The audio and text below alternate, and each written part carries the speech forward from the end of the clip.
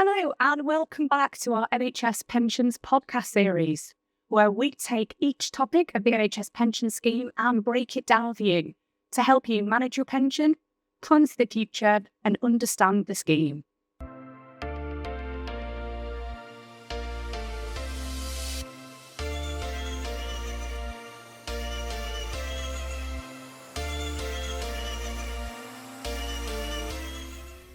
I'm joined by two members of the NHS pension team today, Mal and Nicole. And today we're going to be talking about ways to increase your pension. Now, I assume there's many ways in which a member can increase their pension. So if we get started by talking about additional pension first. Talk to me about additional pension in terms of an overview. What is additional pension?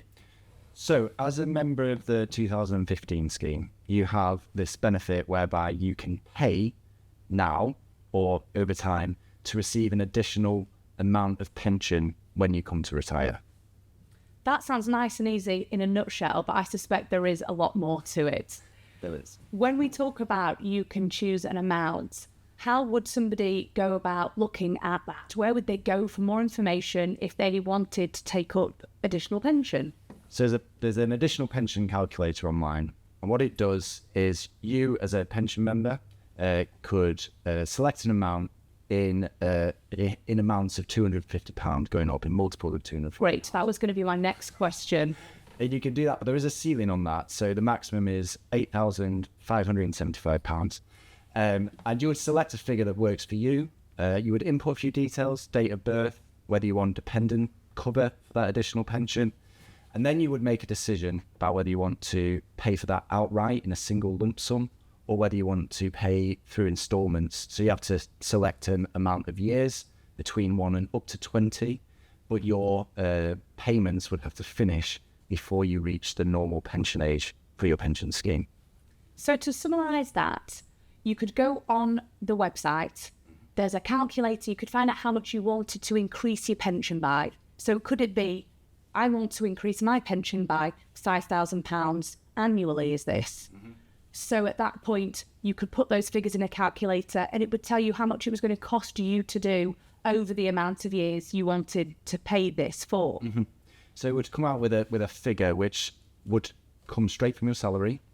So if it was £100 a month, let's say, this would be a part of your initial agreement. But then, of course, over time with inflation and revaluations, that may go up over time by small amounts. But you can play with the calculator to see how much you think you can afford coming out of your pay to get your £5,000 or even less or even more if you choose. And if you wanted to pay for this in a lump sum rather than doing monthly payments that are subject to change, could you pay without using a lump sum? You can. It is a significant cost. That it's many multiples of the amount that you want to select. So you really have to use this calculator and see if you have, if you're fortunate enough to have a pot of money that you want to put towards your pension. That could be for you. If you know that at the end of every month you have an extra £100 or £200, then you have that option to do either. Okay. Who is eligible to do this? Can any member do it? Do they have to be active? Could they be deferred? So it is active members of the 2015 scheme who can do this. Okay. And what is the process in terms of how do they get the ball rolling to apply for it? They've used the calculator, say, they're having a look at the figures, they know what they can afford, they want to go ahead with it. So it is a really clever part of this system is that the calculator itself is part of the process. So you can play with the calculator, like I said, get the figures that work for you. And then when you submit that, it will give you it will produce a form that has all those calculations on it.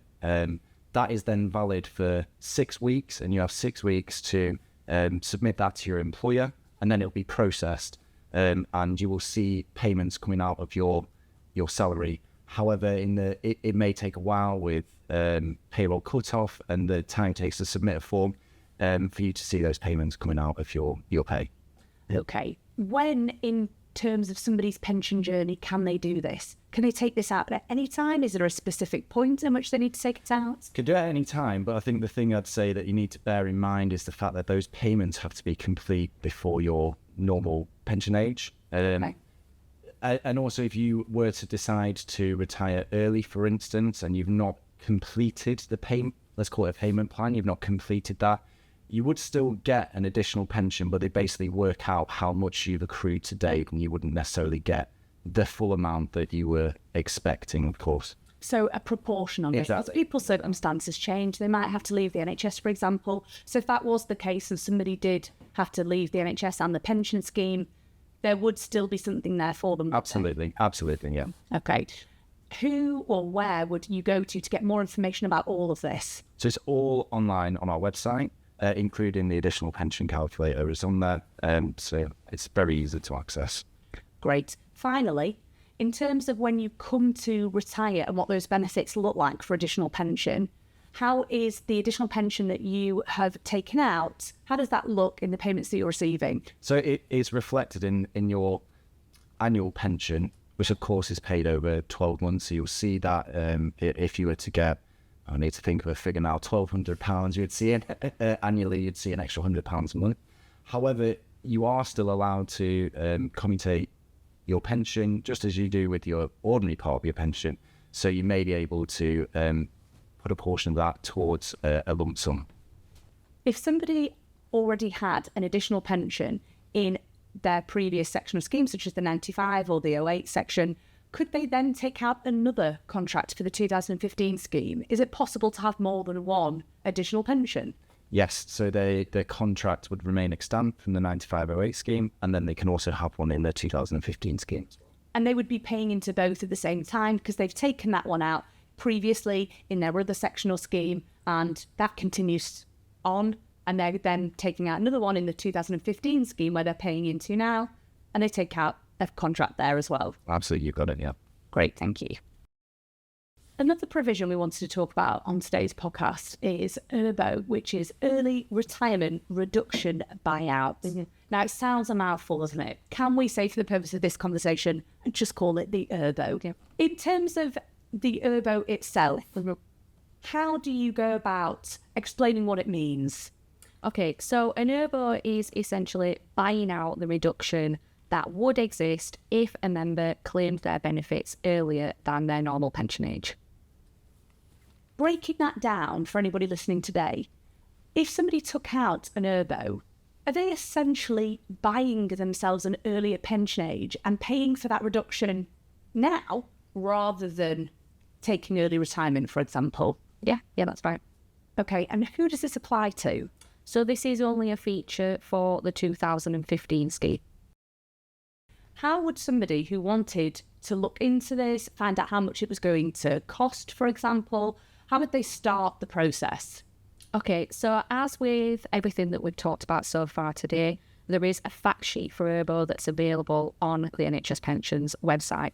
So we do recommend that members read through that first before going through that process, going through the application process. And then there's an application form also on the website that you then go through, complete, and hand to your employer. So you do need your employer's support with this, or is it just that they help you complete the paperwork and submit that over to us? Yeah, so there is a section for them to complete. So you'll complete your section first, speak to your employer about it, they'll complete what they need to do, and then they'll hand it over to NHS Pensions. Okay, and is it just for active members of the pension scheme? So somebody that's currently paying contributions? Yes. So if somebody wanted to take out an ERRBO, when would they be able to do that? Okay, so an application for an ERRBO agreement must be made within 3 months of you first joining the 2015 scheme. So new members. So new members of joining the 2015 scheme. If you are already a member, then an application must be made within 3 months of the start of the scheme year, which is April. So any scheme year, if they wanted to do that. So let's take right now, for example, somebody wanted to consider taking an ERRBO out. They could have a look at the calculator we talked about on the website. They could have a little look at the expression of interest form, and then they could submit those forms, but nothing would happen until the start of the next scheme year, which is always April. That's right, yeah. Thank you very much for that one. If a member had looked at the website, they'd looked at the expression of interest form, they completed it and they sent it to us, but it wasn't close to the scheme year, what happens with that information? How close to the scheme year do they have to send the paperwork in?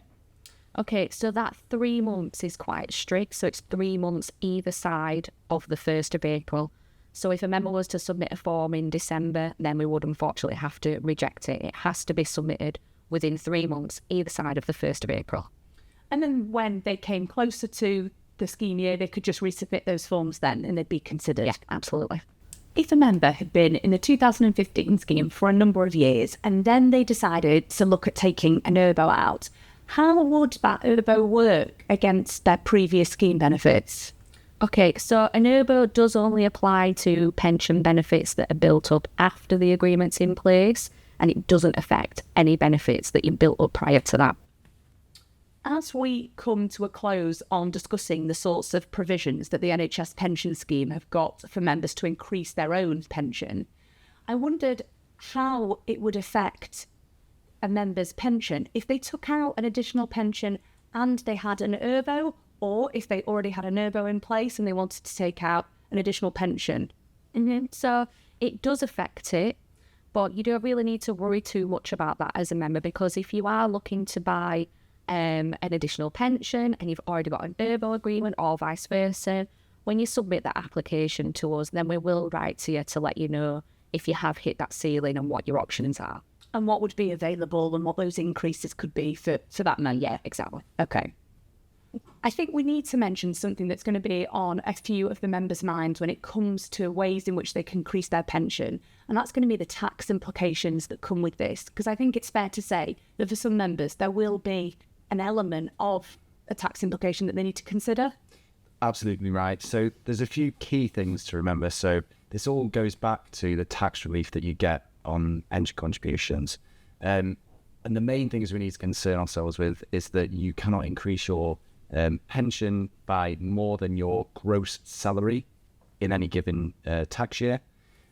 You cannot exceed what's known as the annual allowance. Now that can change what the annual allowance is, so always go on our website to check the most up-to-date figures there.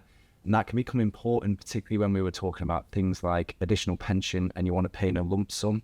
That's when you need to consider your salary and the annual allowance. Always, in any instance where you think there might be tax implications, we do advise you to go and seek advice from an independent financial advisor.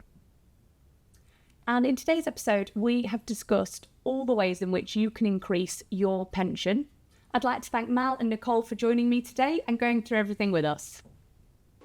If you head over to the NHS Pensions website and look under the Member Hub, you'll find all the information we've talked about today. If you've got any feedback on the topics you've heard today or any suggestions about future topics you want us to do an episode on, please send us an email to the stakeholder engagement team. And finally, just hit subscribe to wherever you listen to your podcasts for any future episodes of the NHS Pensions podcast. That's all we've got time for today. I'll see you on the next one. Thanks.